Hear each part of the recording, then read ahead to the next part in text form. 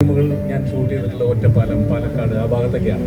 അപ്പോൾ ഏകദേശം ഒരു ടെറൈൻ നോക്കുമ്പോൾ ഏകദേശം ഒരേപോലത്തെ ഗ്രാമപ്രദേശങ്ങളും വളരെ ഭംഗിയായിട്ടുള്ള ഈ ഗ്രാമപ്രദേശങ്ങൾ കാണുമ്പോൾ ഞാൻ പലപ്പോഴും എൻ്റെ സംവിധായകരോടും പ്രൊഡ്യൂസറിനോടൊക്കെ ചോദിച്ചിട്ടുണ്ട്, എന്തായിരിക്കാം ഒരുപക്ഷെ ഒരു കേരളത്തിൻ്റെ ഇങ്ങേറ്റത്തായതുകൊണ്ട് അവർക്ക് എത്തിപ്പെടാനുള്ള ബുദ്ധിമുട്ടാണോ, അല്ലെ എന്ത് കാരണങ്ങൾ കൊണ്ടാണോ എന്ന് എനിക്കറിയില്ല. എനിക്ക് അതിനുള്ളൊരു ഭാഗ്യം ഉണ്ടായില്ല. പലപ്പോഴും ഇതുവഴി കടന്ന് കർണാടക ഭാഗത്തേക്ക് പോകുമ്പോഴൊക്കെ ഞാൻ ആലോചിക്കാറുണ്ട്, എന്നെ ഇതുവരെ ഒരു പ്രോഗ്രാമിന് ഇവിടെ ആരും വിളിക്കുന്നില്ലല്ലോ എന്ന് പലപ്പോഴായിട്ട് ഞാൻ ആലോചിക്കാറുണ്ട്. എൻ്റെ ഓർമ്മ ശരിയാണെങ്കിൽ ഏകദേശം 30 വർഷം മുമ്പാണ്, 30 അല്ലെങ്കിൽ അതിൽ കൂടുതലാവാമെന്ന് എനിക്ക് തോന്നുന്നത്. അതൊരു വളരെ രസകരമായിട്ടുള്ള കഥയാണ്. ഞാൻ മൂകാംബിക ക്ഷേത്രത്തിലേക്ക് പോകുന്ന വഴിക്ക് കാസർഗോഡ് എത്തിയപ്പോൾ കാസർഗോഡ് ടൗൺ കാലിയായിട്ട് കിടന്നു, ആരുമില്ല. ഞാൻ എന്താണെന്ന് വിചാരിച്ചു. പെട്ടെന്ന് ആകെ കൂടി തുറന്നിരിക്കുന്ന ഇതേപോലത്തെ ഒരു ഹോട്ടൽ, അത് ഏതാണെന്ന് എനിക്ക് ഓർമ്മയില്ല, 30 വർഷങ്ങൾക്ക് മുകളിലായി.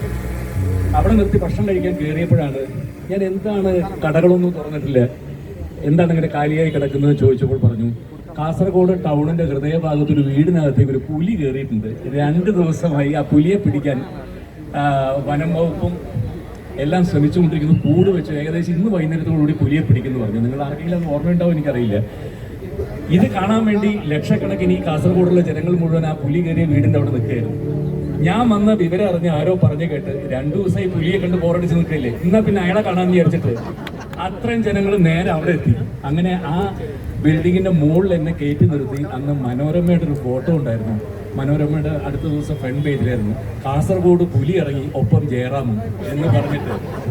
അതാണ് എനിക്ക് പെട്ടെന്ന് കാസർഗോഡിൻ്റെ ഒരു ഓർമ്മ വരുമ്പോൾ. അത് കഴിഞ്ഞിട്ട് രാധാകൃഷ്ണൻ്റെ ഈ ഒരു മോളിൻ്റെ ഇനാഗ്രേഷന് വേണ്ടി എന്നെ ക്ഷണിച്ചപ്പോൾ ഏറ്റവും കൂടുതൽ ഞാൻ സന്തോഷിച്ചൊരു കാര്യം അതാണ്, എനിക്ക് ഈ കാസർഗോഡേക്ക് വരാൻ പറ്റുന്നു എന്നുള്ളത്. മാത്രമല്ല ഞാനിപ്പോൾ ചെയ്തുകൊണ്ടിരിക്കുന്നത് കാന്താര 2 എന്ന് പറയുന്ന കന്നഡത്തിലെ ഏറ്റവും വലിയ ഹിറ്റായിരുന്ന കാന്താരയുടെ 2ാം ഭാഗം. അത് കഴിഞ്ഞൊരു 8 മാസമായിട്ട് ഞാൻ ഈ മംഗലാപുരത്താണ് അതിൻ്റെ ഷൂട്ടിംഗ് നടന്നുകൊണ്ടിരിക്കുന്നത്. മംഗലാപുരത്ത് കുറച്ച് മുമ്പ് കുദ്ദാപുര എന്ന് പറയുന്ന സ്ഥലത്താണ് അതിൻ്റെ ഒരു വലിയ സെറ്റും കാര്യങ്ങളും ഇട്ടിരിക്കുന്നത്.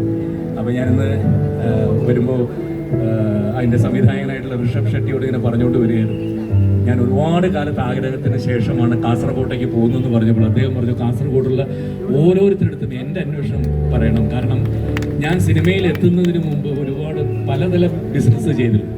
അതിന് എൻ്റെ ഏറ്റവും കൂടുതൽ ഞാൻ ബിസിനസ് ചെയ്തിരുന്നത് കാസർഗോഡായിരുന്നു. എനിക്ക് ഏറ്റവും കൂടുതൽ സുഹൃത്തുക്കളുള്ളത് കാസർഗോഡാണ് എന്ന് അദ്ദേഹം പറഞ്ഞു. അദ്ദേഹത്തിൻ്റെ അന്വേഷണം പറയാൻ പറഞ്ഞു.